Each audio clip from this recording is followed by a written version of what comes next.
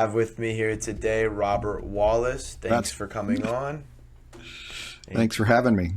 Of course, of course. So you're a pastor and you just came out with a new book. Could you tell me a little bit about that, please? What's it Well, about? sure. The book actually grew out of my time as a professor.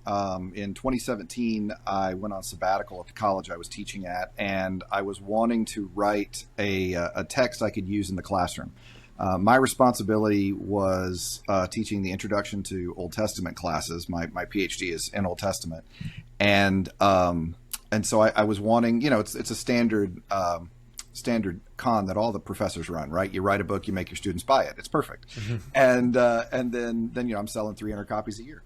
But it really was it's sort of a unique approach. I didn't want to write just another introduction to Old Testament. And my primary area of research had been the Psalms, which is the collection of hymns, of songs in ancient Israel. And so the book of Psalms itself really has all the topics in the Old Testament within it. They're sung. It's not stories. They're singing about exile and kingship and David and creation and all this stuff. And so the book is basically my attempt to use the book of Psalms as a gateway to understanding the rest of the Old Testament. One of the most difficult things I have noticed with people is the disjunction they see between the New Testament and the Old Testament. That God seems really mean in the Old Testament and Jesus seems really nice in the New Testament. And there was actually an early church heresy that backs that up. But I actually believe that once you understand the ancient context, the ancient Assyria, ancient Egypt, the culture back then, it's much easier to see that the person of Jesus is reflected in the God you see in the Old Testament as well. And so that's basically what the book does. It tries to work through some of those cultural readings that can sometimes get lost. I mean, it's interesting because fundamentalists and atheists tend to read the Bible exactly the same way. There's no regard for context. You just read it literally. You assume that's what it means. And if you're able to set the book in context, I think you're able to hear it a little bit better. If how was it first heard by these first readers, and how can then we hear it to us? So that's really what the book, I hope, gives people an entry point into better understanding and seeing a little bit easier Old Testament to understand. I hope. Yeah, yeah. You said a lot of things there that honestly I find very interesting. The first thing you touched upon, where you said that the Old Testament's kind of seen as a little harsher and a little more kind of direct. I completely agree. As someone, at least who's newly, I would say, back into looking into religion, I mean, there's a saying, I think, I'm Old Testament, like I'm harsher, I'm mean, or whatever that kind of thing is.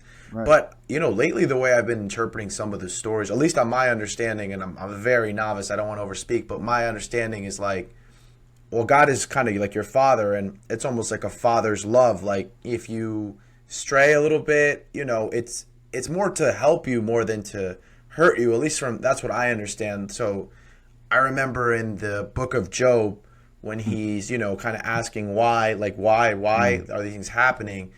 And then he gets that kind of glimpse into God's plan. And from what I understood from the text, is like we can't understand it. We can't understand all these things that are happening. And that makes, I don't, at least for me, that hit very profoundly because, I mean, what guy in their 20s hasn't looked up at the sky and said, why is this happening to me? Right. So I really think it's cool. It's cool what you're doing. One of the things Job, I've often wished that we could put like the ski symbols next to Bible passages. So you'd help, this is a bunny slope passage and this is a double black diamond passage to kind of read. And so Job is definitely a double black diamond. I mean, it's a tough book because Job's friends seem to make the most sense, and you're at the end of the book you disagree with them. And Job is the one who's accusing God of being unfair and attacking him, and Job is the one that God says got it right at the end of the story. I mean, Job is a book that will defy easy interpretation. I devoted quite a bit of time in the wisdom chapter on the book of Job, just because it is such a challenging book about. Well, most people assume it's about suffering. I would argue it's more about obedience. That is Job willing to follow when there's nothing in it for him? Because Job proved that Job would be faithful if he gets a cookie for being faithful. But if it actually costs him to be faithful, is he willing to be obedient? It's a bigger question than just suffering on some levels. So it's 100%. And even I could say this, and I guess for my generation as well, I'm 24 years old, and obviously I'm not Job, but I'm just saying, like, there's a tendency to, I think these days, sorry about that. And my time is up. No, no, no. I'm sorry about that. Anyway, there's a tendency these days to, when you talk about, it's a little unpopular, at least where I'm from Westchester, New York, to, I think, bring up religion in certain contexts, and it's a little sensitive subject, whatever. And then you feel the need to kind of, oh, maybe I shouldn't talk about this, especially if you have certain things maybe you've done in the past, whatever it is. And you feel like, oh, maybe I shouldn't talk about this. Or sometimes people will say things to you that, you feel like you're being judged for even bringing up God, but you have to push through that. I think you should be, if you have the faith, you should be able to speak about things. I mean, it's one of the reasons I really wanted to talk to someone like in your position, because I'm very aware that I'm not, I'm a novice in understanding these things, but I love hearing these stories. Like when I was a kid, I was very uninterested, but I don't know, as soon as I hit 21, 22, I think That's typical. That's typical. I mean, you're moving from your inherited faith to trying to figure out what it is that you believe. Yeah. When I was 21, 22, I just, these stories, Job especially, I think, because it's like a classic guy thing to think you're going through things, but a lot of other ones too. I think that the Cain and Abel story, for example, I love that story because it just shows you how, like, there's certain people that, well, at least from what I understood, again, you could maybe elaborate on this, but from what I understood in the story, one of them does everything, one of them thinks he's doing everything right, and he sees the other getting all these blessings, and he lets, like, kind of that negative feelings take over to where something, he breaks, like, such a primal bond of brotherhood. And I think that a lot of people can relate to at least having feelings of jealousy, and you're like, I'm jealous of this, but, like, they're my best friend or my brother, and, like, why am I, like, angry at them? And it's just like again, it's that life's not fair, and I'm angry at life kind of thing. And I'm like that, I would read these things or see these videos on these things. I'm like, I wish I ran into this when I was like 18 or 19.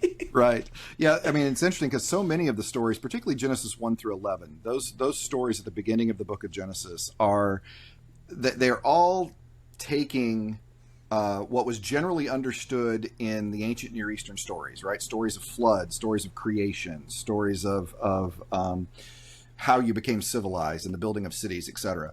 And it is arguing basically that I've joked that it's kind of the Old Testament version of "you have heard it said, but I say unto you," right? So you've heard it said about creation that it was made out of an evil, watery chaos dragon, Tiamat. That's the Babylonian creation myth. That's the Syrian creation myth. Basically, all the ancient creation myths were evil saltwater dragon because the ocean terrified everybody. That is one universal experience in the ancient Near East. Everybody was scared of the ocean except the Phoenicians. I have no idea why the Phoenicians love the ocean, but they went sailing, wasn't a problem. Everybody else knew the ocean will kill you. And so it was always an evil, watery, saltwater dragon, and that always went to battle the good god of whatever city you were a part of. In Babylon, it was the god Marduk, right? So Marduk goes to fight Tiamat and splits her in half and puts water above and water below, and her blood the god's blood makes human beings and all this stuff. And the Bible comes along and uses some of those same images of water being divided, of the god resting after creation is done, and all these images in these ancient myths that came first. But the Bible is saying, no, the story is not about a god that is trying to show off, or a god that is trying to make a trophy of war. Creation is better than uncreation in the biblical text. Humanity, all of humanity, is created in God's image, not just a king, not just a priest. So, I mean, the Bible is saying, you've heard these things said about human beings. The world doesn't suck because it was made out of an evil dragon. The world sucks because people suck to each other. That's why the world sucks. And like you mentioned, Cain and Abel, similar story, where the text says that Abel gave the best of what he had, the first fruits of the animals, and Cain gave some of the fruits of the ground. So where Abel is making a priority out of doing what God asked, Cain is throwing God a bone, right? That the good stuff went somewhere, it just didn't go to God. And God says, what are you upset about? If you do what's right, it'll go fine. If you don't do what's right, it's going to be a problem. And Cain resented that he wasn't able to do whatever he wanted and took it out on his brother instead. And so all of these stories hopefully are kind of telling us who we are. That's one of the things I think people mistake, is that they, like, for example, in Genesis 1 and 2, they think the Bible is about creation. Well, the Bible isn't exactly about creation. The Bible is about God. It's using creation to talk about God. This is who God is in relation to creation. This is who God is in relation to humanity.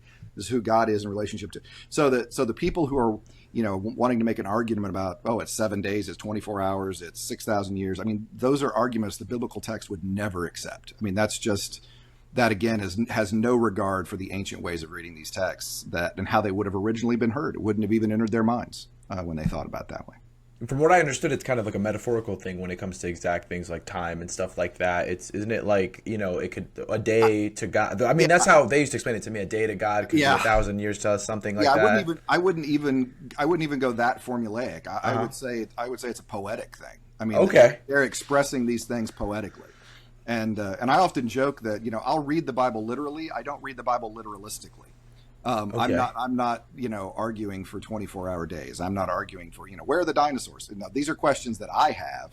These are not questions the biblical text would ever try to answer. And so I think you'll do a lot better figuring out what questions the Bible is trying to answer rather than pushing your own questions onto the text and being upset that you're not getting the answers you want.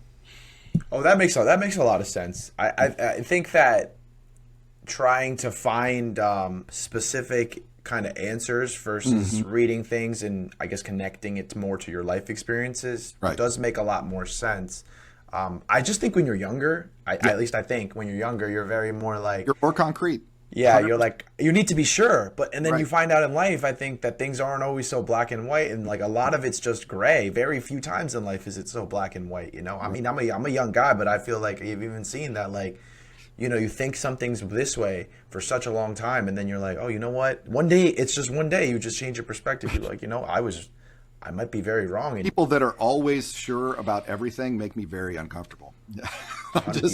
No, 100%. I've found life to be a lot more complicated than multiple choice. I think it's more of an essay question living than it is a multiple choice living in this world, for sure. Yeah, 100%. Especially in this type of world where I feel like things are just changing all the time, whether it's for better or for worse. Like and adaptability, at least to me, is key. I think that you need to, I guess, roll with the punches, and I mean, for me, I think that faith, at least the way I see it, it provides a very, I mean, I guess it's kind of a selfish reason, but for me, it provides stability. I mean, I've gone through certain things in my life where sometimes you're alone and you speak. I mean, I don't know. I've spoken to God and I'm like, you know what? Like, I need to do this. I need to do X. I need to do Y. But I have God. I have God. Like, I don't know. I just felt like I had God. Sure. I felt more powerful. I don't know how to say it. Like, I just felt like I'm good. I'm okay. The interesting thing about it, I get so upset because so many images that people have of God, I fear, are psychological projection of unhealthy, unhealthy masculine, unhealthy mental. I mean, I have seen so many pictures of God that are, misogynistic bullies with anger management issues. Right? This is not the divine of the biblical text. This is not the divine. I mean, it's funny because I think that the most remarkable thing about the biblical text, and I would argue that this is the case from Genesis to Revelation, is that it teaches of a God of grace, a God of forgiveness, a God of welcome, a complete welcome. I mean, I think human beings cannot conceive of that kind of forgiveness, that kind of love, that kind of support, that kind of encouragement. We just can't imagine. We think, no, something has to be earned. We have to do something. We're going to make God mad. God's going to zap us with a lightning bolt. We've got to. And God never bears that out. It's people that put those kinds of expectations on the divine. God, I mean, one of the most remarkable things, and people miss this so often in Genesis, the story of Sodom and Gomorrah. And I'm sure you grew up in church and you've heard the reason, right? We all know, right? Well, we all know what Sodom and Gomorrah is about, right? No, we absolutely don't, because Ezekiel chapter 16 says the problem with Sodom and Gomorrah was that they had plenty of food, they were haughty, they were arrogant, they did not take care of the poor and needy, so they got destroyed. The sin of Sodom and Gomorrah was they were insufficiently welcoming. They did not show hospitality to Abraham when he came in. Lot was the only person who did. In fact, when Lot welcomed Abraham, they wanted to punish Lot because he's welcoming one of those kind. It was an ethnic issue there in Sodom and Gomorrah. They liked their kind and they were pushing away others. So that is the message of the text is, look, that if you're not welcoming everyone, if you're not looking after the poor and needy, the immigrant, if you're not providing space for the refugee, you've completely missed the point of Scripture, because that is absolutely the center of the Torah, in Leviticus 19. That is the center of the Sermon on the Mount. That is an unfailing message all the way through, is that if you start putting a fence up to keep people out, God's always on the other side of that fence. That's very interesting, because I feel like, when you're a kid, I think Sodom and Gomorrah is just a reference to you. And then when you're older, you kind of look into the story a little more. And obviously there's more, I think, depravity there that, you're not aware of when you're a kid, right, and what it means. And, especially when you hear what they wanted to do to the angels and stuff like that. Well, the action they want to do with the angel, you remember, this is a thoroughly patriarchal society that this text comes out of. Okay. And so in this world, there was no better way to shame a man than to treat him like a woman, if you will. That's the image, right? And so sodomizing, which is where we get the word, that is, these individuals would have had wives and children at home. It would have been an action that was performed to make Lot look like a bad host. The same story happens in Judges chapter 19, and that was even between two tribes in Israel, where the tribes did not like the man welcoming someone from another part of town. It was okay for one of y'all to live here, but now that there's more, property values are going to go down. You're going to get in our schools. It's a real problem. And I mean, it really was. It was a racial action, and so they wanted to shame the host to make him, because believe it or not, if you allow your guests to be raped, you're considered a bad host. That's a rule that exists today. But that was the point, that they wanted to shame. Remember, it's an honor shame society, patriarchal society, and it would shame him to do it. And he's trying to buy them off in that story, right? Take my daughter. Yeah. And so because women were little more than property as well. And so the whole story is about, it's depravity. Yes, it is evil, but it's burning a cross on their lawn is what it's doing. It is shaming and scaring and intimidating because we don't like your kind here. You're going to take our stuff. And so the story is really about being insufficiently welcoming. They did not provide hospitality. Honest to goodness, hospitality is more important in the biblical text than I think I've ever heard anyone preach it, quite frankly. It's incredibly important. I'll be completely honest. I've been to church a lot in my life. Maybe I took probably like a 10-year break, and I have heard hospitality 100%, but I don't think I've had it as one of the main themes, I would say. It's a major theme. Yeah, I want to ask you something actually about that text then. How do you interpret the ending of Sodom and Gomorrah, when the cave, when the, for me, I guess, like, I interpret it as, like, there was such, things going on in Sodom and Gomorrah that, things have rippling effect. And sometimes even when you're done with your past, even if you get out of hell, you sometimes, just because you're done with your past isn't done with you. That's how I interpret it. I actually really want to know, what do you think about that? That is an incredibly disturbing story. And for anyone who's listening that doesn't know the story, I don't want to tell it, but I will. But no, the story is that Lot and his daughters escape the raining brimstone that destroys Sodom, Gomorrah, and 3 other cities in the plain. And they are convinced the world has ended. They are convinced that there's no one left in the world. Also, at the time, the only contribution a woman can make to society is as a mother, right? As a wife and a mother, and it needs to be a wife and a mother. I mean, they have very few rights at this time.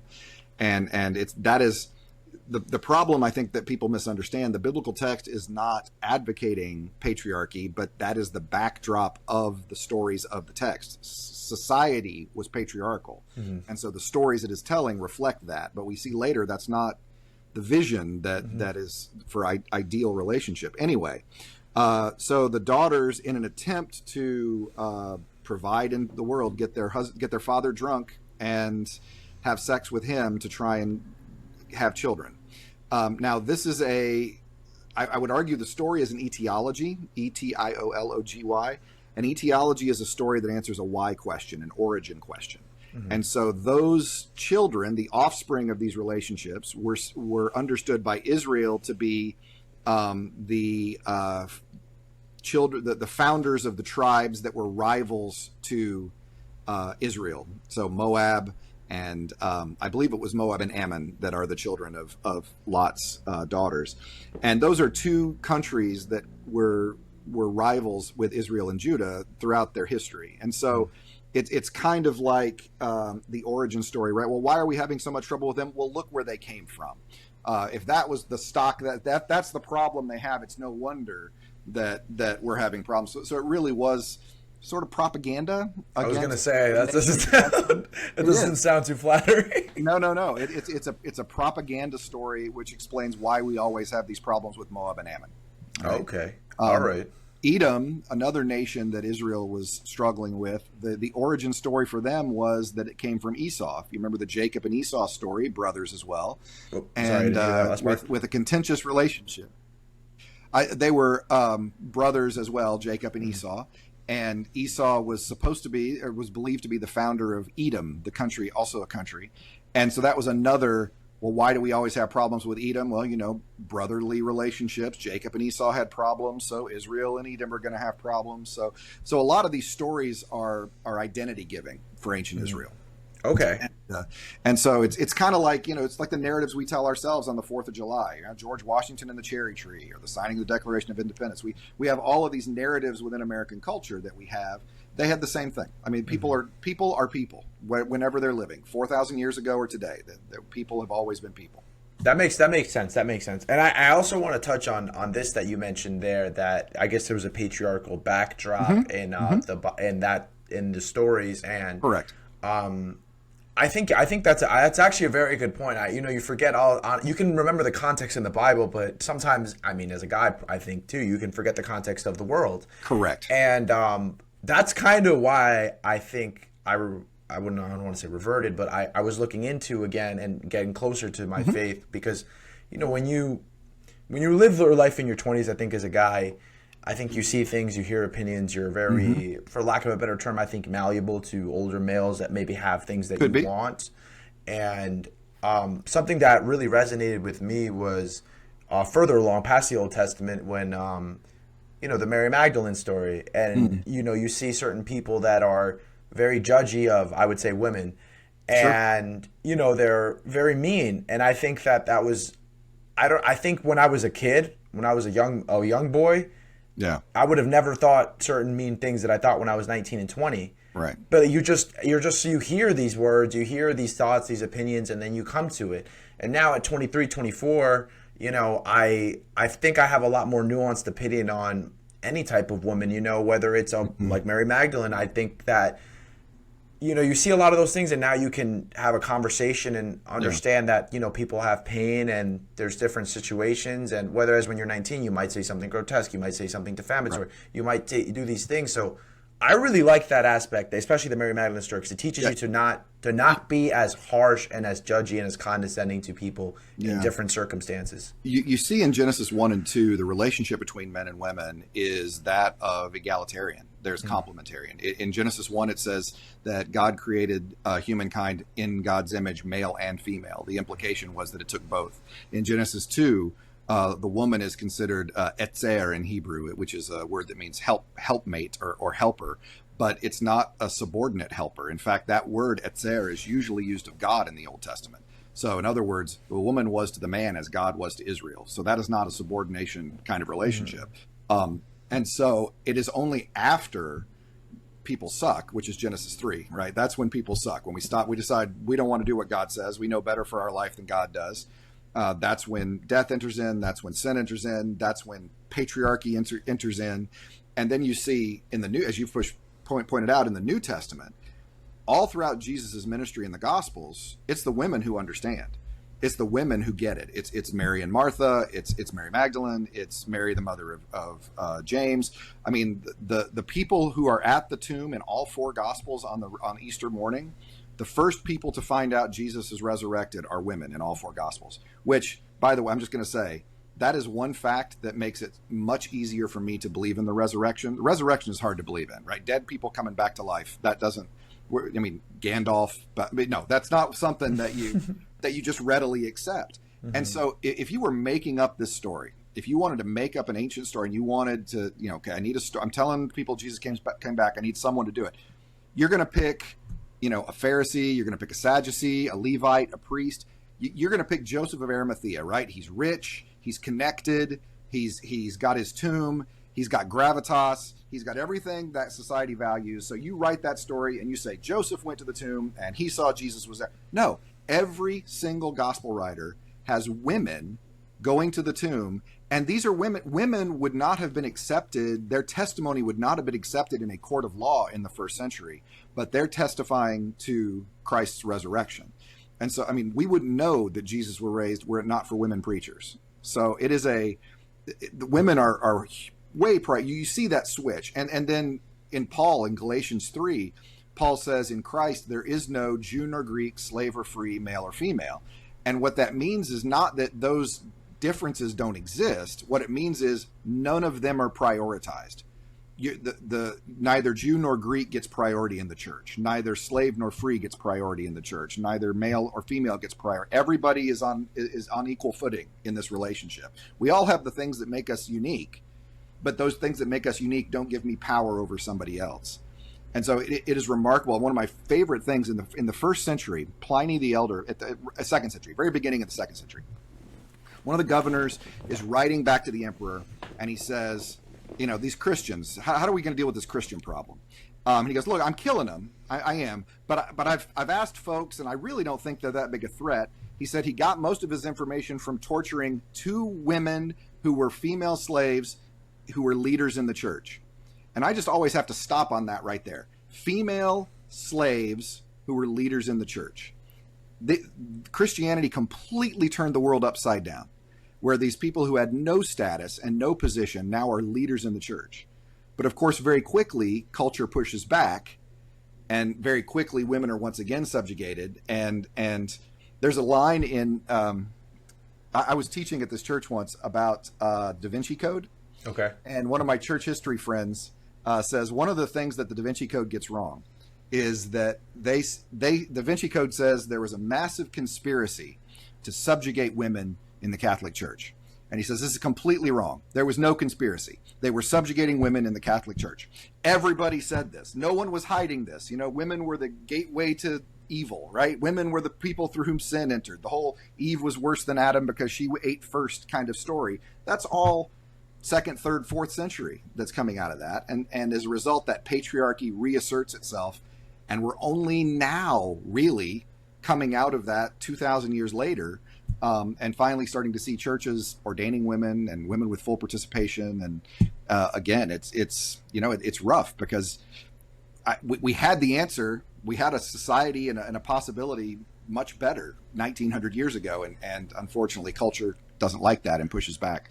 Wow, that's a very interesting perspective. I honestly maybe it's because of the actual, I guess, culture I grew up in. You know, I'm Ecuadorian, okay. And I mean, you know, I just grew up in a household, I would say, where this is, and you hit on something that I think I don't want to overestimate how I grew up, but I guess in my life at least, like, I never really thought about how, like, you know, men and women being equal. And when it comes to my mother and father, I mean, I think that they always conducted themselves in a way where, you know, my mom had a certain say over some things, my father had a certain say over other things, and it was, but it was never like, I would say, an unequal footing for either of them. So for me, I think that it's, I obviously agree in equality and an egalitarian kind of way of thinking. And I really like what you said. I like that you said we're all different, but we're equal and made in the eyes of God. That is honestly I mean, you're better with the words than I am, but I think I've had more experience with that. It's okay. It's a complex topic because on some hands there are differences. There are obvious differences, you know, but I think I always think of it how I think of it, you know, at least in relationships these days. I think of always like kind of like a reciprocal kind of caring relationship, like, you know, and I always think, I mean, again, this is very limited practice being my age, but at least in some kind of serious way, I think that if you're not always, but if you're thinking a lot of the other person and what you can do for them, you can make them feel like they're your priority, and you feel like they're your priority, and you feel like you're their priority. Yeah, that is Ephesians. I mean, you've just quoted the spirit of Ephesians 5:21. But when Paul it's always funny. I bet you've heard husbands or wives submit to your husbands. I bet you've heard that verse. Well, the verse in front of that, and this is one of those great sins of Bible editors. I don't forgive this one. This is terrible. Because verse 21 says, submit to one another out of reverence for Christ. wives to your husbands, and husbands love your wives. The point of the story, the point of a successful relationship, a successful marriage, a successful church, a successful family, mutual submission. If everyone is looking out for everyone else, you're going to have a happy marriage. You're going to have a happy community. You're going to be together. If everyone is making a priority, if I'm looking out for you and I trust that you're looking out for me, we're not going to have any problems in this relationship. You know, we work through them. We have our disagreements. And I mean, that is, Paul gives us the secret to a happy marriage, to a happy church, to a happy family. Do you think that it's kind of, well, 'cause I'm really curious about what you think about this, because at least for, you know, I'm again new to this. Sure. The way I kind of viewed it is kind of how that you said it. I would say that, like, I don't know if submit's the right word.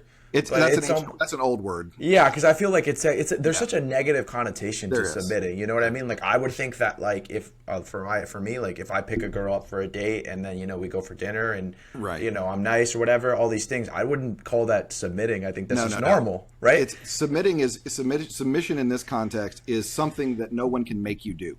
Submission is an act of will that, I mean, people can make you obey, but they can't make you submit, right? Mm-hmm. You'll do what someone will do, but you can still be defiant about it. It's giving up that defiance. It is being open in love to the other person. That's really what it is. That's very interesting. Prioritizing that. So that's another amazing thing, because it says it in Ephesians, you know, wives to your husbands. Paul is actually arguing that women have agency. I know Paul gets a real bad rap about being bad about women, but he is implying that women have agency, that children have agency, that slaves have agency, that people who are at the bottom of society and have no rights in Roman society actually have agency within the church to make a choice, to make a priority of another person in love. Okay, yeah, that makes sense. The way I was viewing it was like, again, I submit whatever. Yeah, the wife submit to the husband, but I do think that, like, I think that's good if there was a condition there. If you don't submit as a guy, you don't submit to your wants. I want this, right. I want that. You're following God, because I think if you follow your wants and your whatever urges, whatever it may be, I think it's in the Bible, like, the road to hell, like, feels good, you know, and then I would push back a little bit on it, just because, one of my favorite things, and I love talking about this, my son teases me because I talk about it so much, but I think one of the most amazing passages, and I wrote about this in the book, in Scripture, is Genesis chapter 4, and it's the genealogy of Cain. And I know that sounds ridiculous. How is the genealogy of Cain exciting? But it really, really is, because in this story of begets, right? These are things that if you're ever trying to read the Bible, you just skip, right? Because it's just like, he begat them and then begat that, and who cares? We're moving on. But in the genealogy of Cain, in this story, it says that Cain built a city, that his descendants invented music and taking care of animals and working with metal tools, and people who live in a nomadic existence, tents, you know, in life. And we just skip right past that. But again, remember I said, if we put this text in context, and in the ancient world, everyone else in the world believed that all the markers of civilization, music, cities, law codes, animal husbandry, taking care of these things, all of that, that came from the gods. That the gods invented that. They gave it to their servants. The servants give it to the king. And then if you're obedient to the king, you can have nice things. That's what everyone else in the world believes. And the Bible comes along and says, no, humanity has within it this creative impulse of being made in God's image. And humanity invents city building. Humanity invents metalworking. Humanity invents music. And that there is this statement in the biblical text about God's desire for humanity to co-create in this world, to take the gifts that we have, and I would even say the wants, desires, the special abilities that we have, and use them in a redemptive manner for building up this world, for being a good steward of this world, which was humanity's call to begin with, to take care of the earth, to watch over it, to treat the earth with as a loving leader, as a loving manager.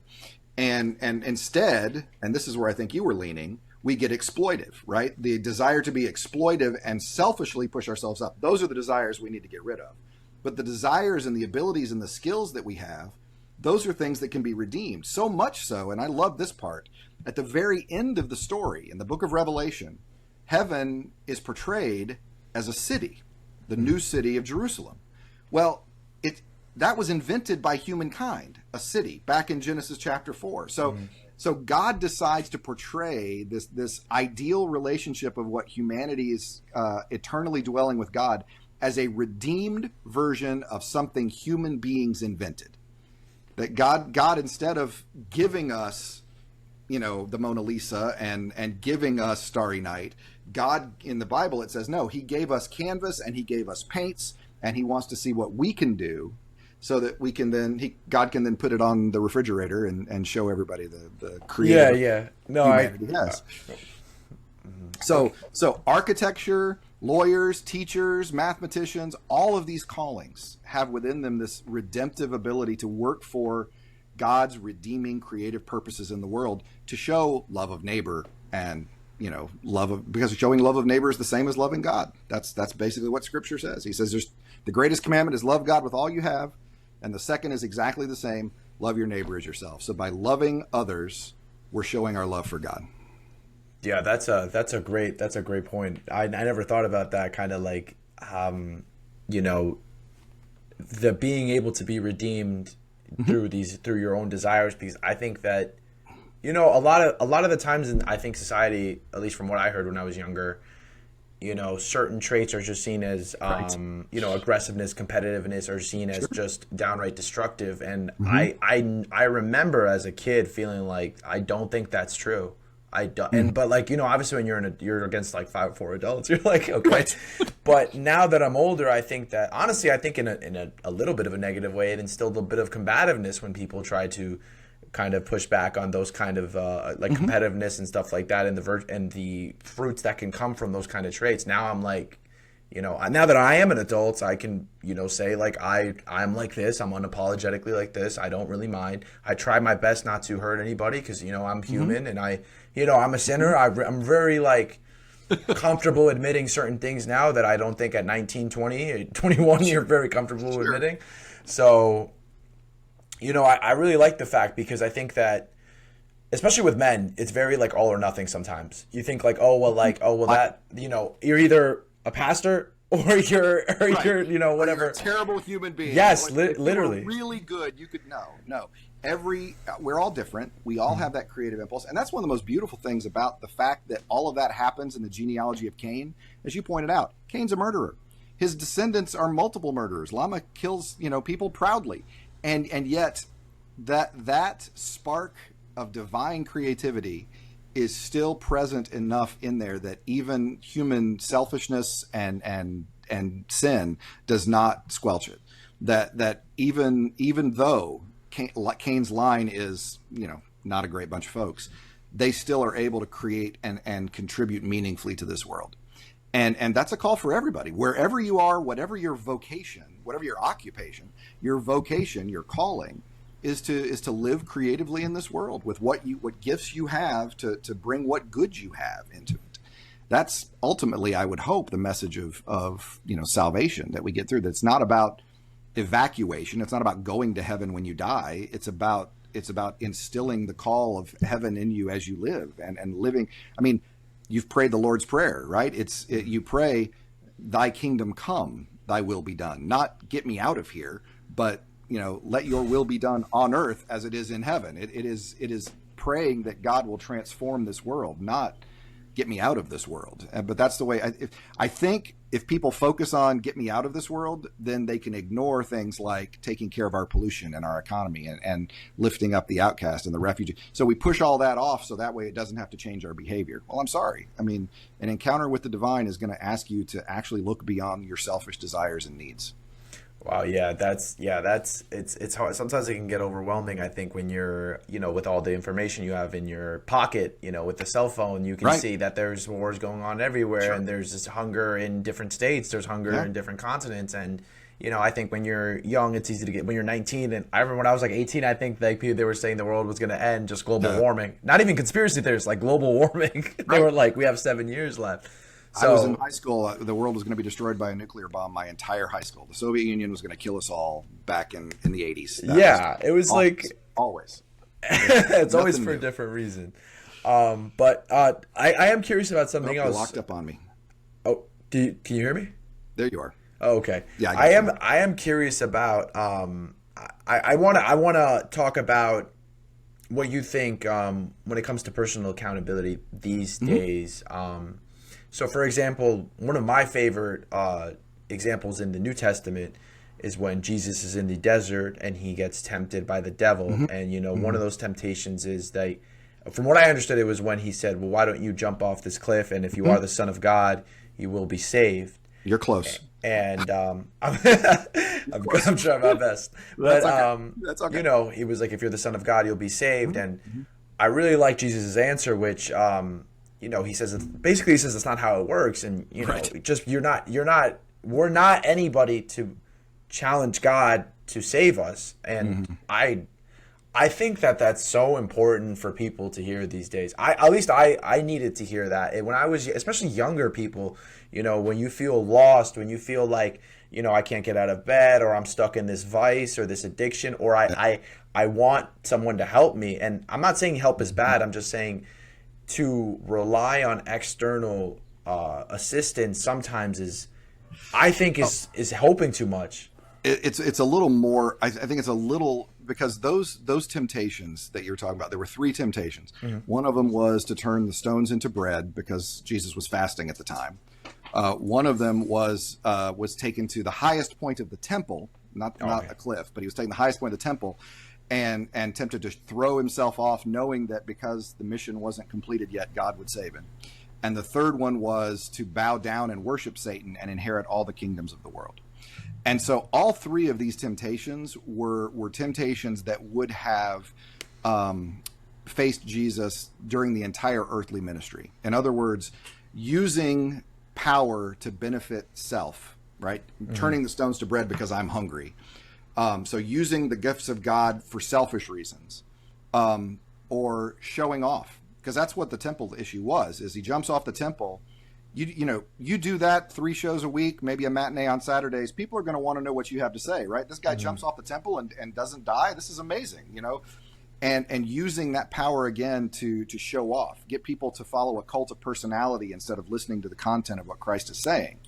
And then the third temptation, obviously, to inherit all the nations of the world, which of course is the goal at the end of Revelation. But so it's a shortcut. It's the same temptation that the man and the woman have. Right? God creates humanity in his image after God's likeness. And so the serpent says, you want to be like God? Eat the forbidden fruit. You can be like God. And they're like, hey, we don't have to do what God says. We can do this our way. We can be like God. We've shortcutted the way. And God's like, no, the purpose of you living in this world was to learn what it is to be like God, to grow into God's likeness, to learn that being in this world is about reaching out to one another, lifting up one another, living in community with one another. And they want to shortcut that. They don't like that, right? They don't want to reflect God. They want to reflect their own concerns. And so that was the third temptation as well, was that shortcut to get to God's work, but to do it Satan's way. And so all three of those were I'm not saying that it wasn't necessarily a literal story, but I'm saying that all three of those temptations are symbolic of Jesus was facing every day of his life as he was trying to teach.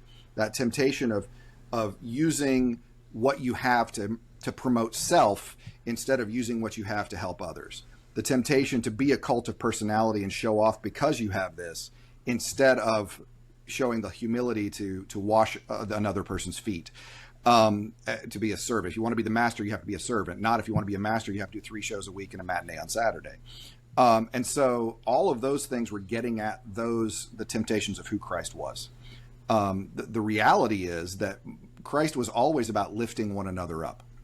That people whenever an outsider met Christ, they found welcome. Insiders would push them away, but the outsiders found welcome. I mean, the greatest example of that ever is the prodigal son story. The prodigal son story is told in there's 3 other parables, right? There's the first story is if a guy has 100 sheep and he loses one, he'll leave the 99 to find the one, and once he does, he will come home and throw a party. And the second story was if a woman has got 10 coins and she loses one, she'll clean the whole house, and when she finds that one coin, she'll throw a party. And the third story was the prodigal son. You've got this younger brother, tells his daddy, I wish you were dead. Give me my inheritance now. His dad does. He goes off to a far country. He wastes all the money. He decides, you know what? I could at least go home and be my dad's servant. If I can't be his son, I'd do better just being a servant. He comes back, and he's not met with judgment. He's not met with a probationary period.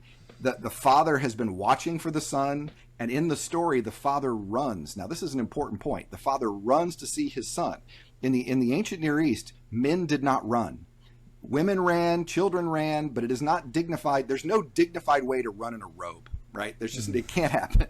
And so by running, the father is inviting shame on himself, and welcoming a sinful son back into the family invites shame upon himself. And the father says, no, you get sandals, you get a robe, you get a ring, you are fully reinstated. You are welcomed in right now, no probation, no wait and see. Congratulations, you're a son again with all the rights, responsibilities, and privileges.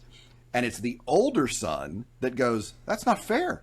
That's not fair. I've been here this whole time, and you're going to treat him like he's welcome? That's not fair. And he doesn't go into the party. And the father, again, takes on the shame as the host and leaves the party to go to his older son and tell him, you know where the barn was, but how much more important is it to welcome your son? And so Jesus's point was, you rejoice over finding a lost sheep, you rejoice over finding a lost coin, and you sit in judgment when a soul is found.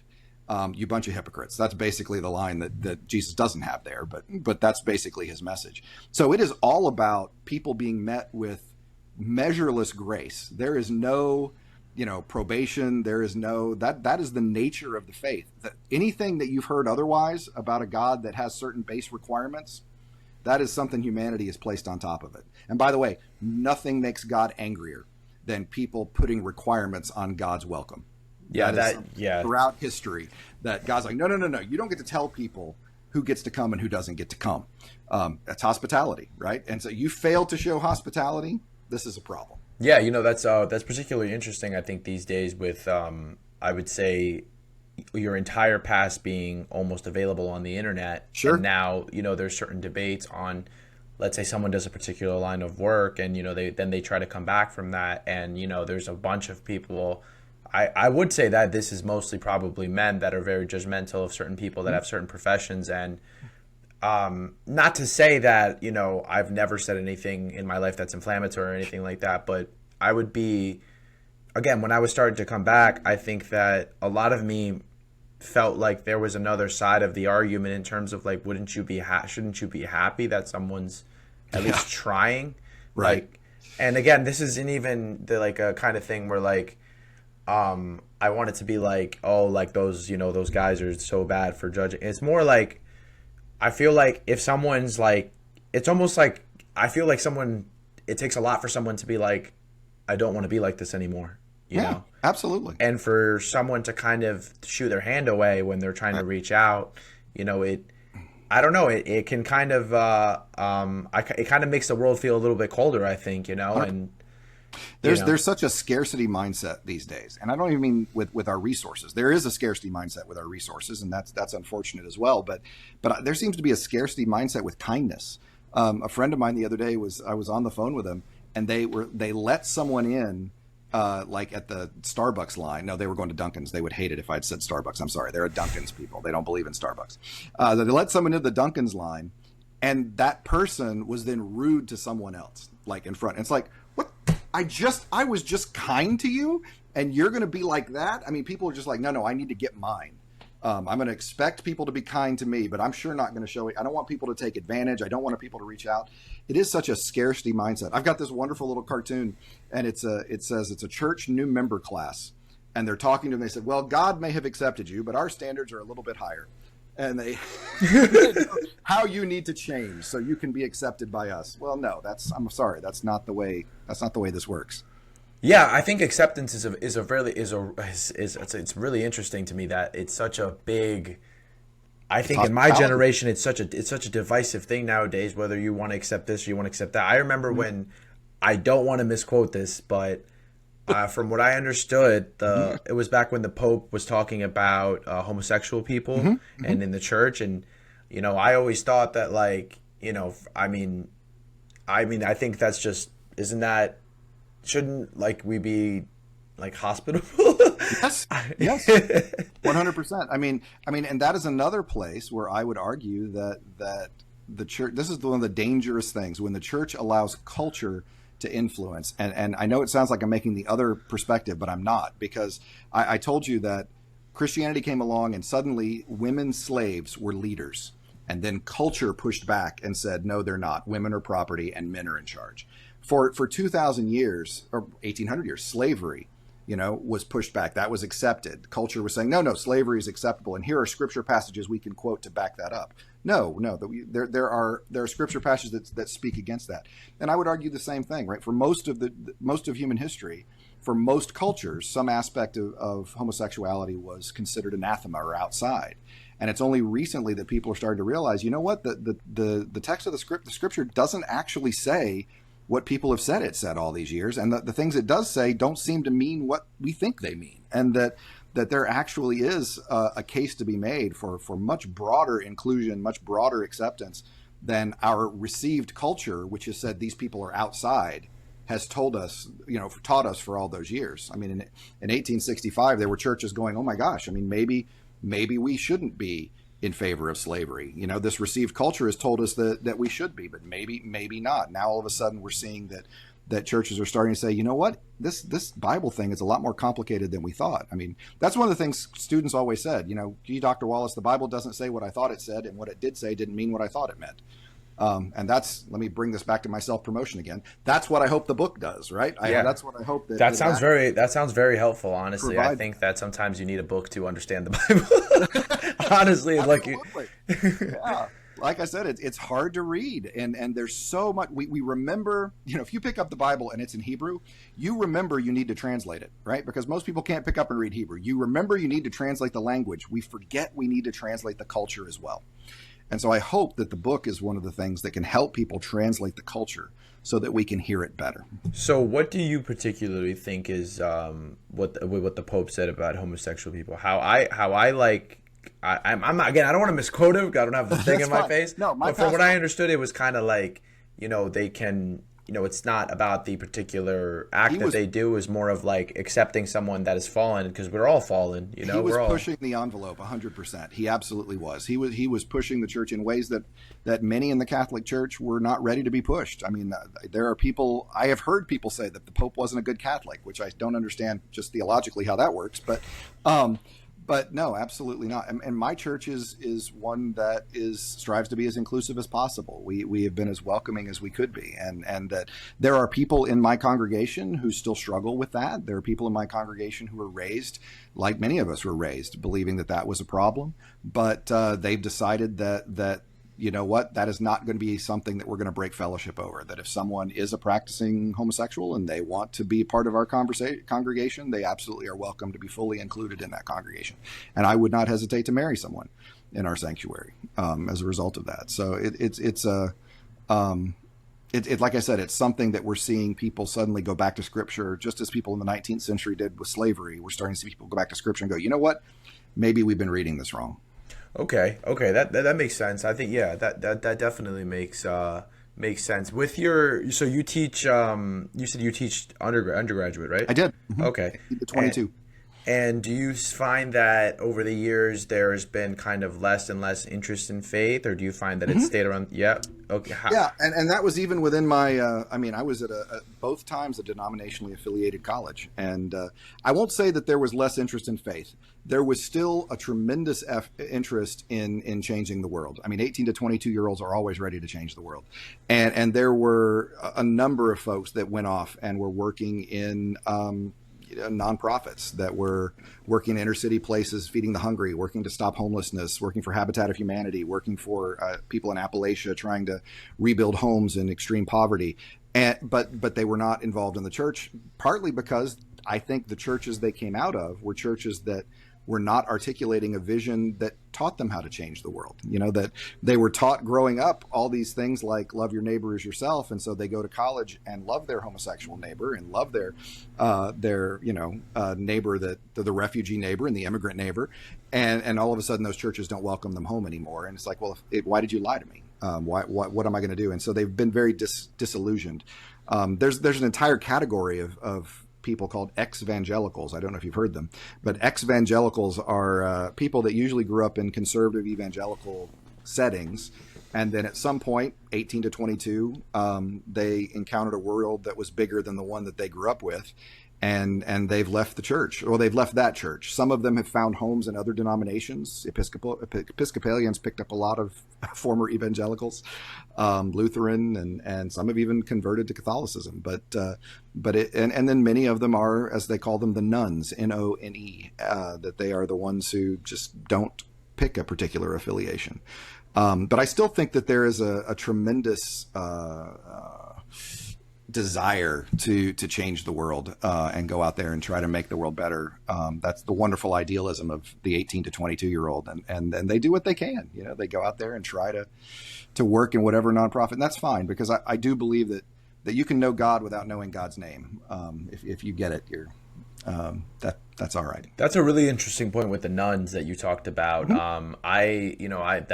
I would have been a nun at 19 Sure. and 20, and I actually know someone that's just recently we've had these conversations because he's never really been too religious, and actually then he went to atheist, and he was originally Jewish, and we started talking about yeah, I know, right? We started talking. We go on these walks, and we're talking, and I'm telling him, like, the Bible's really interesting, and we started talking about all those stories me and you just spoke about. And he was like, I wish when I was younger, someone would have talked to me like this, when we're talking about those themes of, with Job and the Sodom and Gomorrah and all these things.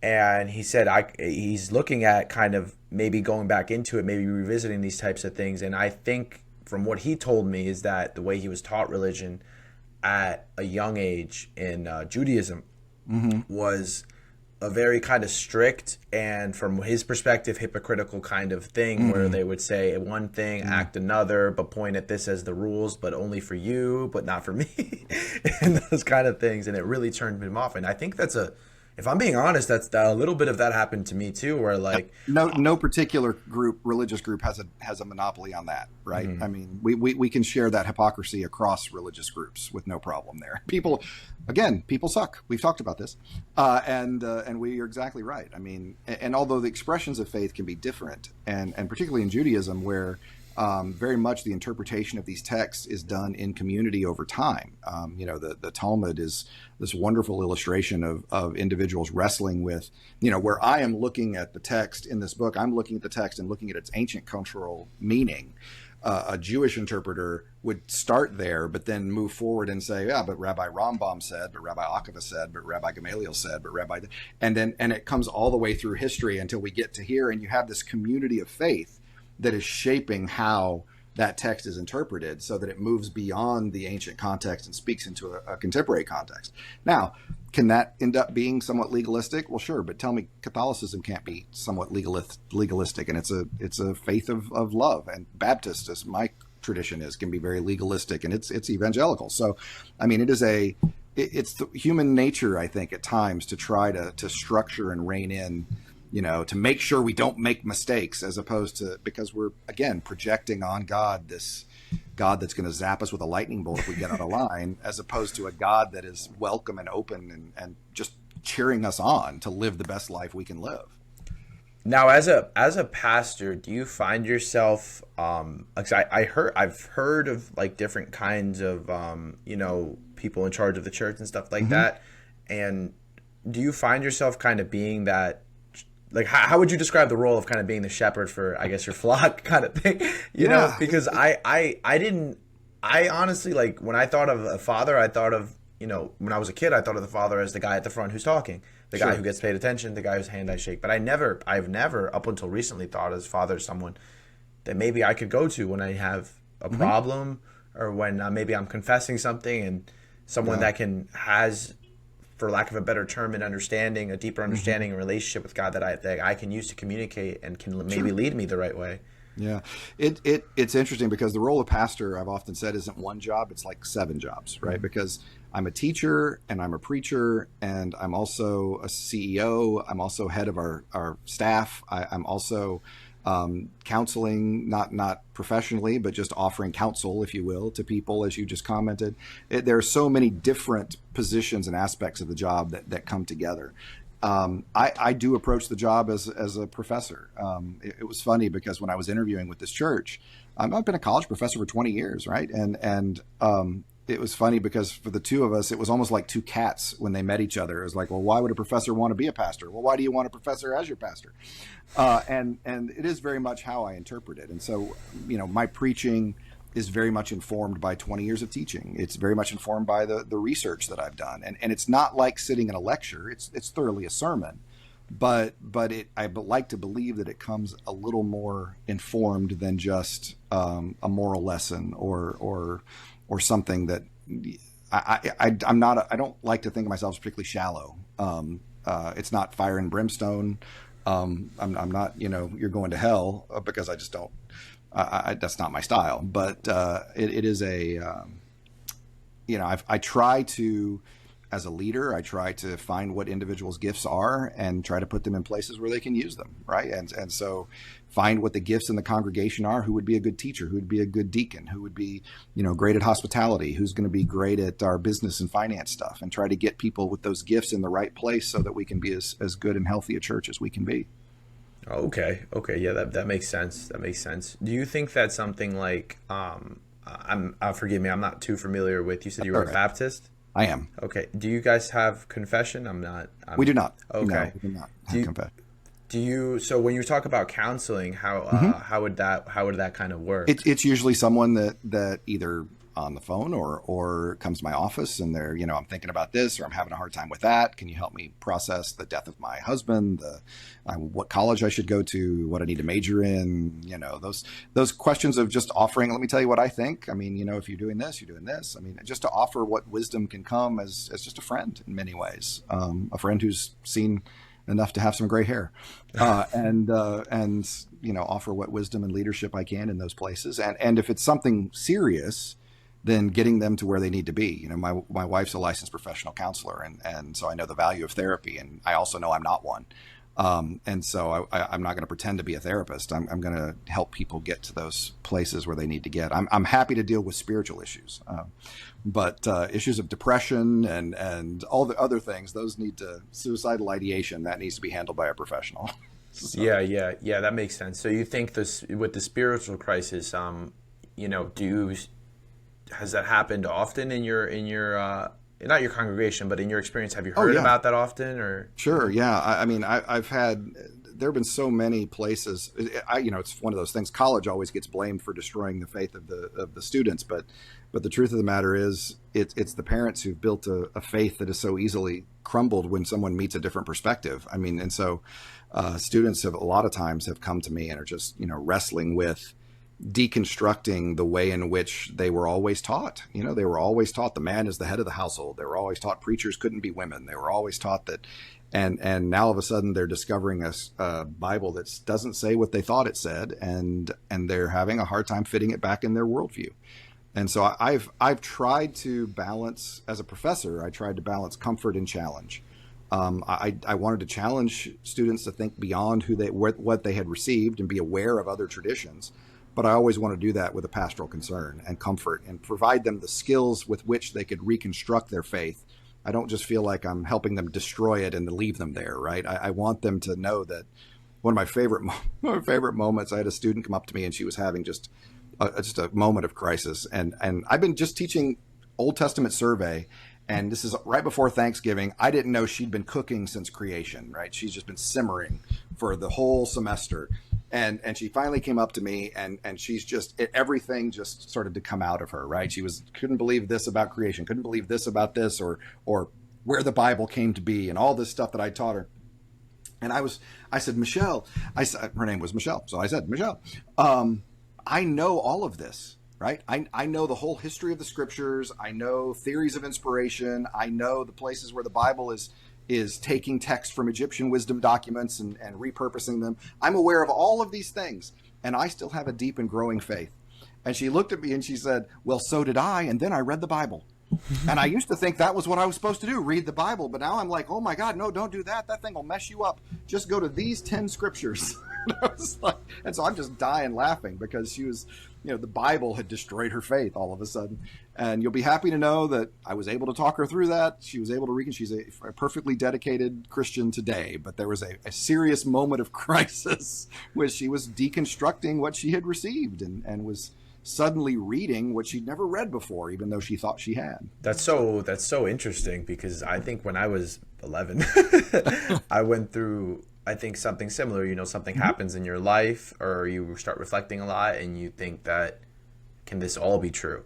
Yeah. And then you're a little more analytical with how you read things. And I think, again, when you're young, you're so literal that you think everything, like, I'm like, actually, you're like, well, if Noah's Ark happened, then the sediment layers of this will be like that. And you start thinking like that. You're like, that actually the dimensions, whatever it is. And so, at 11 or 10 even, I think something like that, I thought all these thoughts, and I'm like, there's no way that could be real. Well, that's also a Western and American problem too, right? We're the ones, we live in such a scientifically minded society that we read 480 years and we think, well, that must mean 480 years. No, I mean, we read that Moses was 120 years old. And people are like, well, I guess that means Moses was 120 years old. No, that means Moses was 3 generations old. 40 years was a generation. They weren't thinking about math the way we think about math. It means that Moses was a grandfather when he died. That's what it means. There were 3 generations. And so we get because that's how they would use numbers. That's not how we use numbers, right? They don't tell stories the way we tell stories. That's not their problem. That is our problem. That we need to understand better how they tell stories so we can hear those stories better, which again is why I wrote the book. Yeah, no, that's good. See how I did that? No, yeah, a little. You stuck it in there. Yeah, no, 100%. It was a pretty sly thing. It was good. They don't just give those PhDs away. But so you wrote the book with the intention of making the Old Testament kind of more easier to interpret, correct? Yes. And now, when you're speaking to undergrads in your class and things like that, is there any particular, I guess, advice that you would give to enter the Bible with an open mind, or enter it with this kind of mindset to interpret? I would say, because other than it being complicated, I think, again, like, there's some stories, like we talked about the end of Sodom and Gomorrah, there's some of these parts that are so dark and complicated, and there's layers to it, and there's context behind it, all these things. It's like, would you ever kind of say, don't get overwhelmed, or this and that, or the shorthand that I would give anyone on, and this is any interpretation, Old Testament or New Testament, is that a fundamental Christian confession is that Jesus is fully God and God is fully Jesus. And what I mean by that is, if you are reading a passage of Scripture and it does not look remotely like the Jesus you see revealed of the Gospels, then you have more work to do. You have not gotten the right interpretation. If God does look like a big meanie who's going to shoot someone with lightning bolts, somebody's culture is getting in the way. It might be your culture. It might be the Bible's culture. It's probably both of them that is getting in the way and keeping you from seeing that. So that, I would argue, like, if you're reading the book of Corinthians, I think it's helpful to know what was going on in ancient Corinth to better hear what Paul is saying in the book of Corinthians. Well, in the same way, if you're reading the book of Genesis, I think it's helpful to know what was going on in the ancient Near East around creation stories so you can better hear that creation story as it was heard. Because I don't think the biblical text dropped out of heaven addressed to Jay or to Robert. I think it was dropped out of heaven. These texts were written to others, and if I hear what God was saying to them, I can better hear what God is saying to me.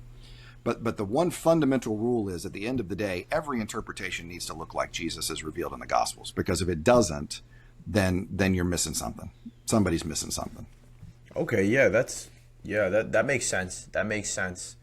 Do you think that there's some kind of, I wouldn't say battle, but do you think there's some kind of, I guess, conflicting things, like you said, with culture that are specific to some stories these days? I mean, if I had to get a little more candid, I'd say for myself and men my age, there's this glamorization of stories like King David, of like, I have 100 things and 100, whatever, and then it leads to the fall. And do you think that there's specific kind of, not that super specific, but overlaying themes that you're kind of trying to combat with, let's say, men my age, or, women at a certain age? Probably the easiest mistake is just pushing our understanding of words onto the biblical understanding of words. And one of the classic examples, I'll use your example, is like the word dominion. In the King James in Genesis 1, God created humankind to have dominion over the fish of the sea and the birds of the air and all creation. But when God used the word dominion, when the Bible uses the word dominion, it's a word that should be interpreted in the context of the Bible. In other words, what does God think good kingship looks like? Because that's a kingship word, dominion. So what does a good king look like? Well, all throughout the story, a good king is the person who is reading the Torah. In Deuteronomy 17, it says that they need to make a copy of the Torah. They have to read it every day. They have to know that and the Torah, Genesis to Deuteronomy, I mean, Leviticus is the heart of it. Take care of the immigrant, take care of the widow, take care of the orphan, take care of the people that can't take care of themselves. If the king is doing that, they're a good king.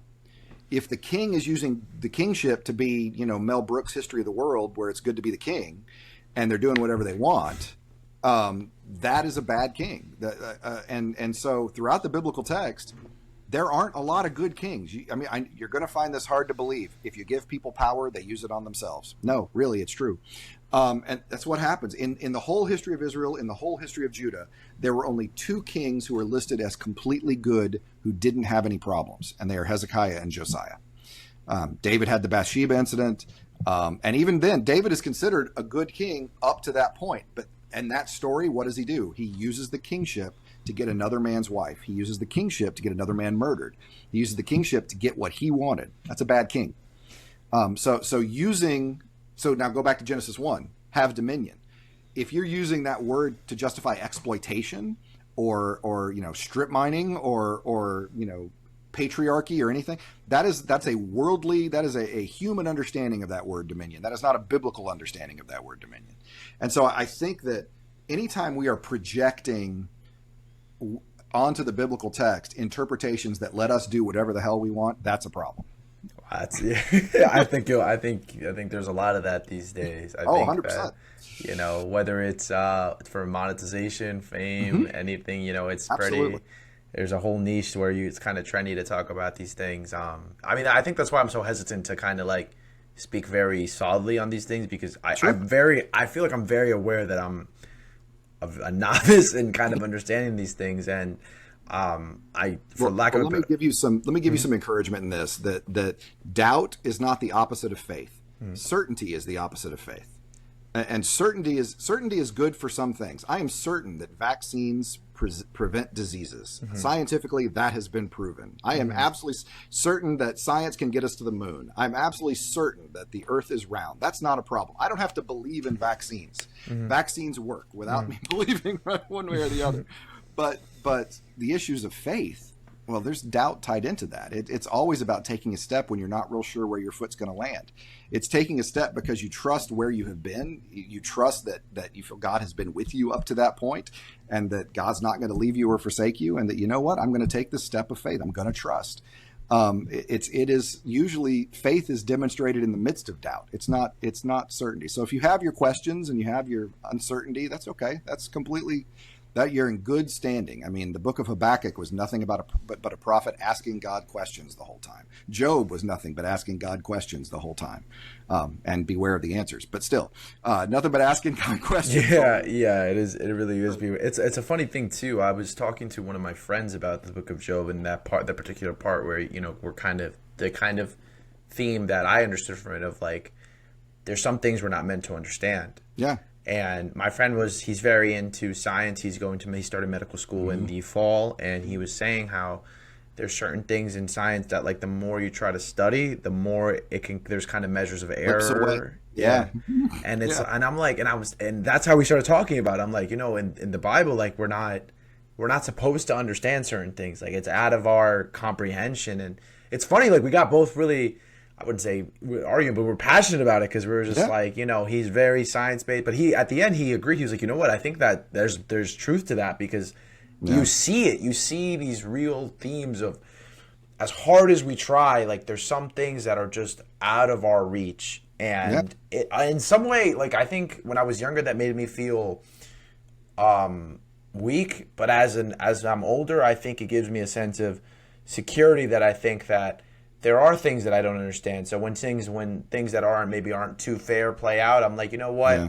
Yes, and like, I take things as they go, and in a funny way, I believe, like, not in a funny way, I guess, but I do believe I'll be okay. When certain things happen, when I have a tendency to stay calmer in stressful situations, and I find myself saying, I'm like, well, things will work out for their best, and things will be like this, and it gives me, I think a lot of that comes from my faith in God, that I just, I'm like, oh, well, I'll be okay. Well, there's some truth. I mean, let me take a moment to defend your friend here, because I started out in the hard sciences. I went to Purdue to be an engineer, and I loved the science. I loved the whys of the world. I loved studying physics. It was like learning the Matrix. I mean, it was just amazing to see the world as it worked. But throughout the book of Job, I don't know that it's things that we're not meant to understand. It's the things we don't understand. I mean, we can continue to search and question and research and find new ways of being wrong, I guess. But to help us to gain a sense of this world and the curiosity, the passionate curiosity that leads us to ask the questions about, how can we get to the moon? Can we do these things?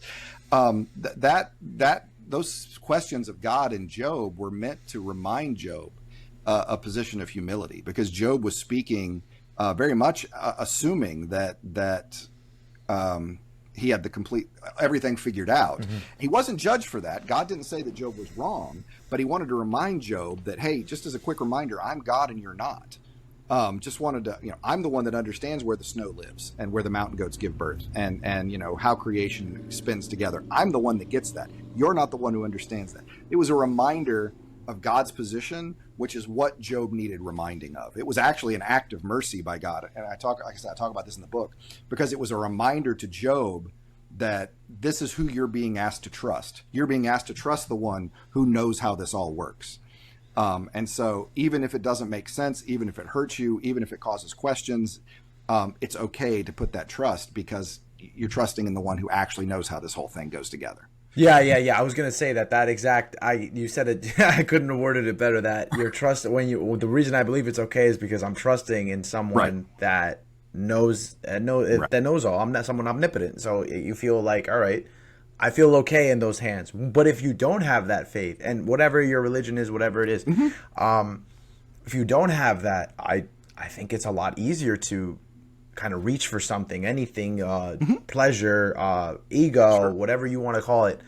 And, I've just found it a lot easier and a lot more calming to believe in that kind of thing. And I think it's a very good thing you're doing to kind of give a guidebook on how to interpret certain parts of the Bible. Because to be honest, I think that would have saved me a lot of time back when I first started kind of, getting back into things. And I hope it's accessible. I hope it's something, like I said, I wrote it with the idea that I was going to be giving it to 18-year-olds.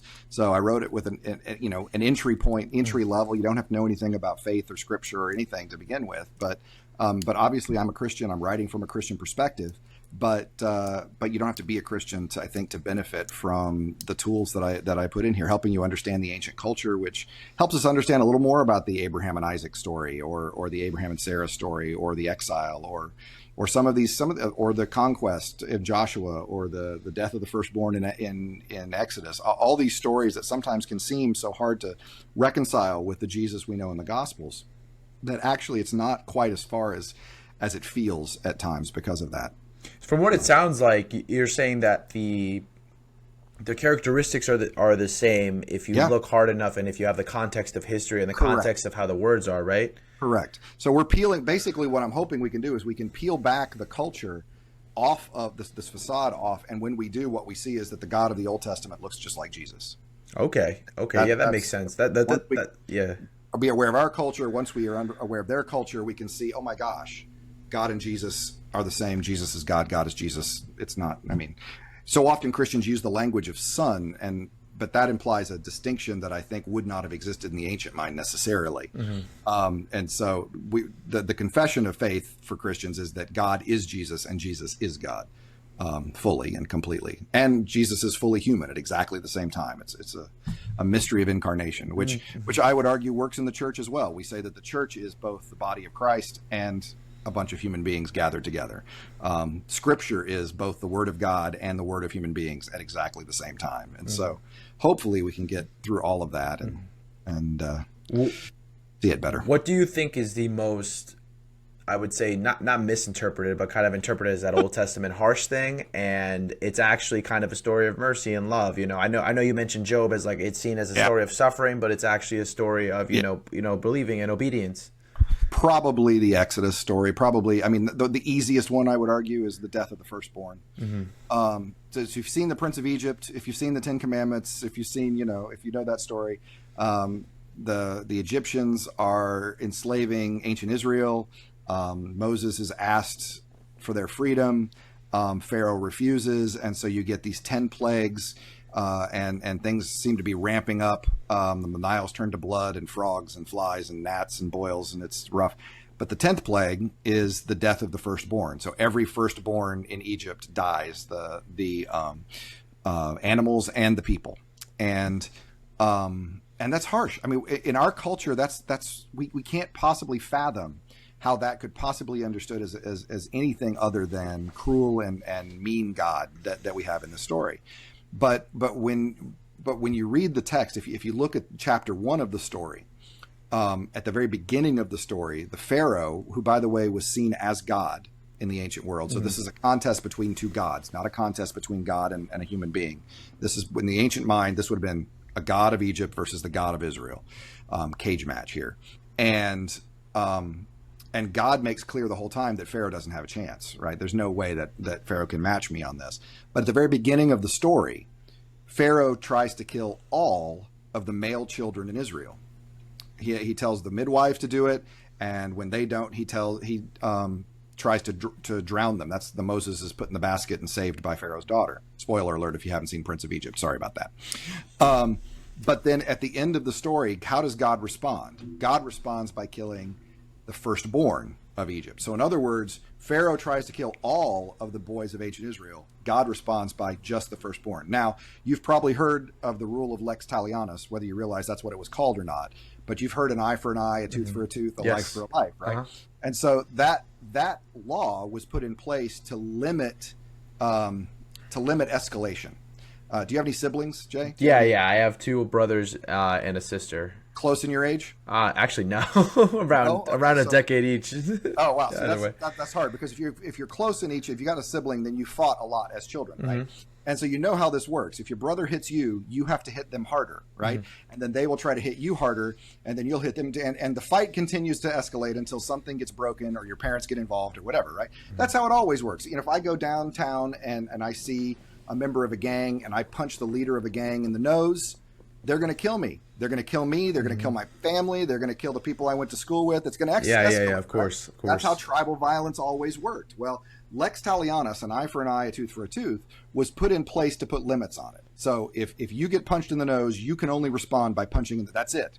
You can't kill someone. You can't kill their family. You can't. So it was meant to guard that kind of tribal violence that you get and keep it from escalating.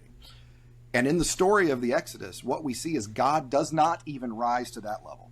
God could have, according to the rules of lex talionis, killed all the males in Egypt, right? I mean, Pharaoh tried to kill all his children, so God can kill all Pharaoh's children. But instead of doing that, God only responds with killing of the firstborn. Now, again, in our culture, can't possibly hear that. To an ancient culture, that would have seemed as merciful by God. It would have even have seemed weak, right? God is not responding as harsh. Pharaoh will never learn his lesson this way. You have to be.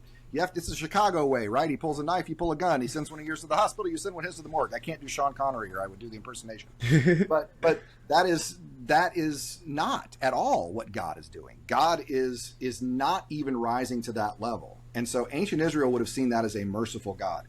And guess what I'm saying is, in the bloody, violent, militaristic world that ancient Israel lived in, turn the other cheek would not have been heard very well.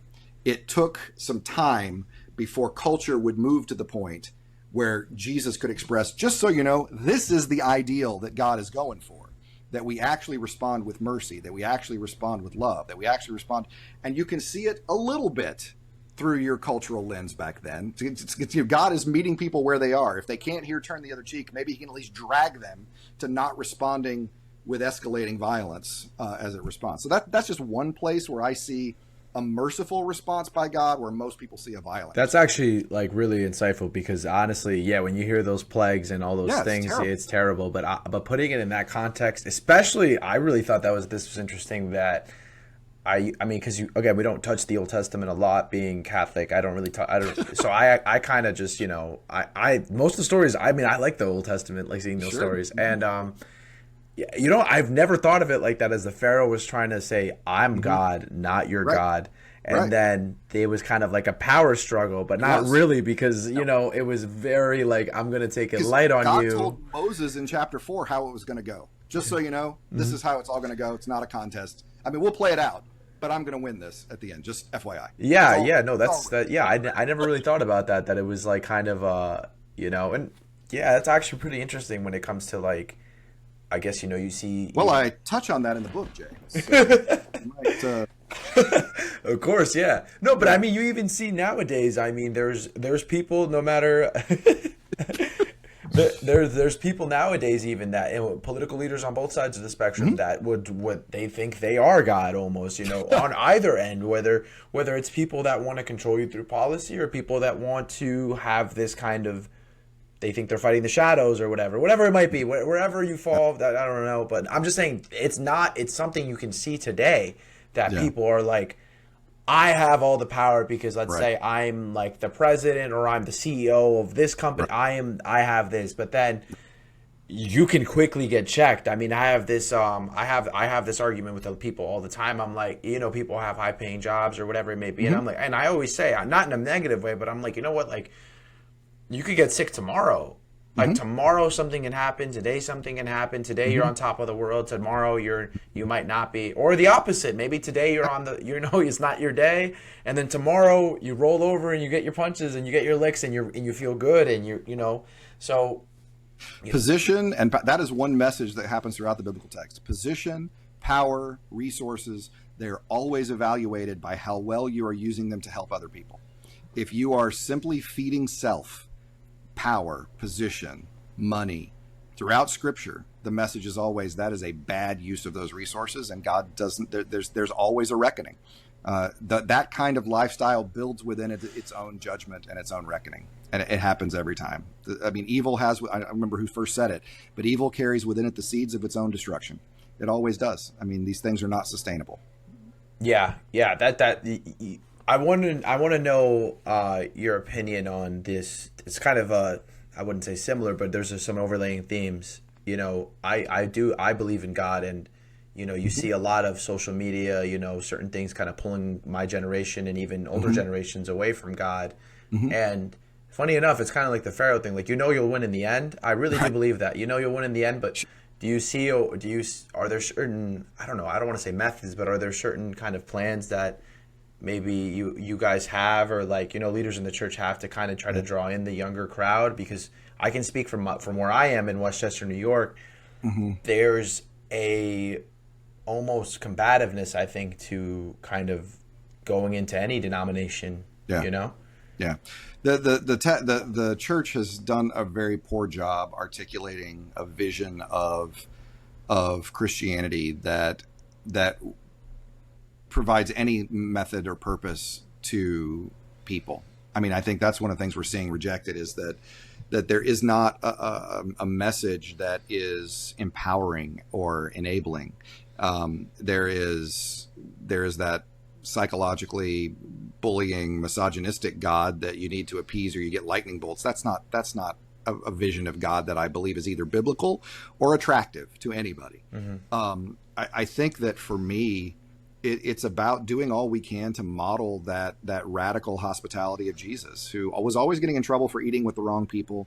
I mean, one of the things about that, it's interesting, because at the time period, religious leadership thought the table was a microcosm of the temple, and that the table was a way in which you could show your holiness by who you had eating there. And so religious leadership said, so everybody at the table needs to be holy. And Jesus comes along and goes, no, you guys are exactly right. The table is a model for who is holy, and a model for temple. So everyone is invited. The tax collectors, the prostitutes, the sinners, everybody is welcome. And so modeling that kind of welcome, recognizing that it is God who welcomes people and that we're just handing them programs, that we are trying to do what we can to simply talk about a God who actually believes that you can live into this world with your creative possibility, whatever that looks like. I mean, you know, we've got people that are in the CIA and lawyers and I've got one usher team that's all CIA. I feel the offering is very safe whenever it's taken up. But no, it is we come from all of these different backgrounds and all these different places, and trying to just articulate that the vision God has is for you to live into that image that God has in you with your gifts and your unique perspective and your unique, whether that is going on to be a physician's assistant, whether that is whatever, that you are finding ways not to, you have to become a preacher, but simply work for the kind of flourishing that God has envisioned of loving your neighbors yourself. If you have resources, you help others. You don't have that scarcity mindset. You build a bigger table. You don't build a bigger wall. And so that is the vision of Christianity. That's a vision of Christ that I see revealed throughout Scripture, Old Testament and New Testament. And that's one that I try to articulate. And it's, I'm pushing back. Sometimes I feel like I'm trying to fight a volcano with a teaspoon, but it is, I'm going to go down swinging on that because I believe that is the vision of the kingdom of God that I think is most faithful to the New Testament. Yeah, I agree. I think that the only people that would disagree with something like that is, from what I've seen in my life, people that disagree with that kind of hospitality mindset and scarcity mindset are people that, have a stake in it. Yeah, there are people that, like, I don't know, they're almost, people are afraid to be vulnerable or giving or seen as weak and stuff like that. But in my opinion, like, we talk about masculinity and, all those things. I think that the biggest thing about being my father had 4 children. My father instills, he's tried his best to instill certain values, and he's never been one to be shy about, doing certain things for other people. And I think that's honestly, to me, that's, masculine, helping people and Absolutely. like trying, and even being vulnerable in certain times to show that you can be vulnerable and still be strong. If you're strong enough to be vulnerable, it takes more strength to be vulnerable. It absolutely does. It's so funny because we build these broken systems. We build these systems that are, it's so funny. People are like, the system's broken. No, the system's working exactly as it was intended to do. And it's enriching the people who know how to work it. And one of my favorite moments in Revelation chapter 18, John is talking about the destruction of Rome. Well, he's talking about it in terms of Babylon, but he's talking about the destruction of Rome. And it's fascinating because in this chapter in which lives are being lost and the city's on fire and destruction is raining down, in that chapter, the people whose grief is talked about most, who are the people that are most upset that Rome is destroyed? It's the merchants. And I just thought, is there ever a more human picture in the biblical text than a group of people facing human devastation, loss of life, and they scream, "Oh my God, the economy!" Right? And that's in the text. Yeah. And the people who are great at monetizing the broken way in which we live with one another, they're the ones that are going to push back against this idea of, radical hospitality. Build a bigger table, reach out to those. Envision that new economy that Luke saw in Acts chapter 2, where everyone's living together and nobody had need because everybody was sharing. It's a radical vision that we are not ready to jump on because I don't think it calls us to give up, right? It calls us to be vulnerable. It calls us to change. It calls us to crucify ourselves and resurrect God. Nobody wants to do that. Crosses suck. That's hard. Yeah, that's hard. It's a hard thing. Yeah, I've seen the crucifixes. They're terrible. Yeah, it's hard. Yeah. It's hard. Well, we're told to take up our cross. Yeah. 100%. Take on your responsibilities and the trials and tribulations that come with them, for sure. That's right. Yeah. Final question. Sure. I have, and this one might be a longer one. Do you have any, I guess, I don't want to say litmus test, but kind of like a filter for, because, there's so many influences out there nowadays, and a lot of them use God as kind of this, sure, as this Trojan horse to kind of, hey, I'm talking about, scripture, stuff like that. But then it's like you said, it's serving self. They're serving themselves and it's using to enrich themselves. Cult of personality exactly. Do you have any I guess telltale signs of that, because I as a young man, I really like, there's been a bunch of things on the internet and Sure. grown-ups that I've reached out to kind of understand more and more, and only sometimes I've been maybe duped. Sure, Like, and sure. then you realize, oh, I don't think that person has, I've anyone's I've best had interest my in share mind. of folks that have let me down as well. I mean, the vision. What does Jesus look like for them? That's the question. Because if the Jesus that they're talking about looks like John Wayne, if the Jesus they're talking about looks like the tough, violent cowboy who's coming back to kill the people that they want to see dead. I mean, if it's a Jesus that wants them to be monetarily successful, if it's a Jesus that, this Jesus that is more of a genie, or Oh, a thank you for that. I hear or a you. cowboy Huh. or something. If Jesus is characterized in ways that don't look remotely like the Sermon on the Mount, that don't look like lay down your life for your friends, that don't look like the Son of Man has no place to lay his head, that don't look like, I'm holding fast to what it is to be God, even if that means you crucify me. Then that's a problem. I mean, I feel like if they're preaching from Proverbs and Deuteronomy, then they're preaching a health and wealth gospel, a prosperity gospel. If they're preaching from the Sermon on the Mount, that's something I want to listen to. Hmm. That Because I think one of the biggest problems in evangelical Christianity, I will speak about, is that they read the book of Revelation literally, but they read the Sermon on the Mount as figurative.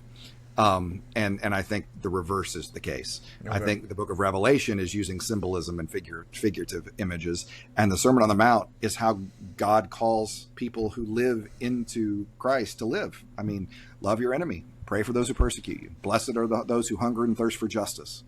Those are all ways. If they're preaching on the Sermon on the Mount, that I talk myself into that as my litmus test. If they're preaching on the Sermon on the Mount, then they're someone you probably need to listen to. If they're preaching on how you can make a real killing in the stock market, how Jesus wants you to have your second home, then I'm going to be a little suspicious about those folks. Okay, that makes sense. That makes no that no, it does, it does. I think, like, these questions, like, I know some of them are a little, like, basic, but I mean, I No, think a lot of people, no, these are not new questions. I mean, in the book of Hosea, the prophet Hosea, his problem with the people was they said, "Look, we're so wealthy. God has blessed us." And Hosea says, "No, you've had your thumb on the scale. You've been cheating people. That's why you're wealthy, and God's not going to let you get away with it." No, yeah. so I mean, it's not like this is a new problem. People have sucked for a long time, Jay. It's just Yeah, no, no, for sure, for so. sure. That makes a lot. That makes sense. That makes sense. Well, I really think that you made some great points, especially about the context of the Bible and the historical just backdrop that, everything falls upon. I think, honestly, that I've never even thought about. I don't think a lot of people think about. But it was really nice talking to you. It was great to meet you.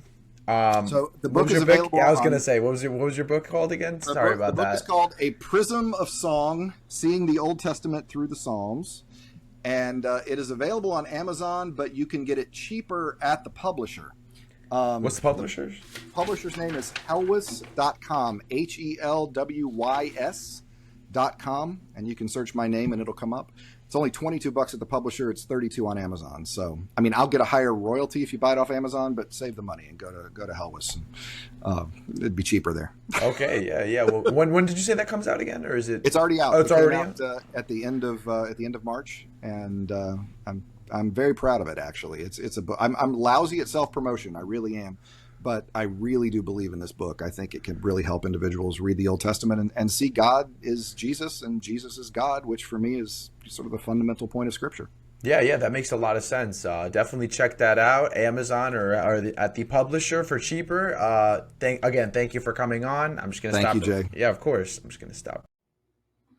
This video is intended for entertainment and satirical purposes only. The content shared in this video represents personal opinions and humors and is not meant to be taken as professional advice or guidance. This channel and its creators are not affiliated with any professional or educational institution.